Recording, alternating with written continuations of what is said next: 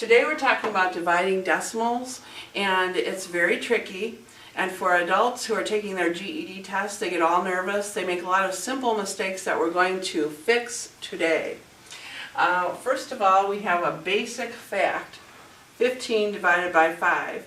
We all know the answer to that is 3. The key for an adult learner is to realize that each of those whole numbers has an invisible decimal point at the end of it. Because that invisible decimal point that I'm putting in right now, so you can see it, is crucial to what we're going to do next with more difficult problems. So 15 divided by 5 is 3. When we look at the rest of these problems, the very first thing we have to do when you see a decimal is establish where that point is going to go in the answer. Our rule is there can be no decimal point on the outside of this little box. There can only be decimal points on the inside. And here's a good case in point. 1.5 divided by 5 has a decimal point inside the box. If it does, we can move that straight up to the answer area, and we can put our answer from there. So rule number 1 is always establish your decimal point first. Once you've done that, go ahead and divide, and you're going to get the right answer then. And of course the answer is 3, but we have a decimal point there, so it is 0.3. That's great, but here's what happens to adult learners. They sit down with their GED test, they're all nervous, they go, oh, 15 divided by 5, that's 3, and they just rush and put down an answer. But look at this problem. This is a perfect case in point of what happens. Your job is to establish your decimal point first. And once you've done that, rule number 2 comes into play. Once you have a decimal point in the answer, there has to be a number above every other number. So there has to be a number here, there has to be a number here, and there has to be a number there. So 5 doesn't go into 0, it doesn't go into 1, but it does go into 15 3 times.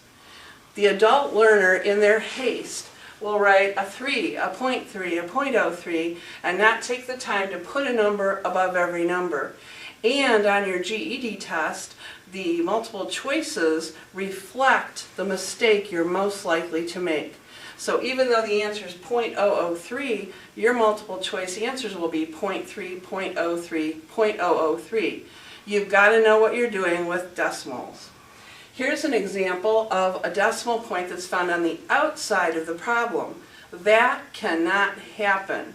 Okay, let me repeat that. It cannot happen. If you have a decimal point on the outside of the problem, you're going to have to move that decimal point because you have that power to make this a whole number. But whatever you do on the outside of the problem, you have to do on the inside of the problem as well. So if you moved this, you have to move that. If you moved this one place, you have to move this one place. Now we establish our decimal point, and now we divide. And so we get the answer 0.3.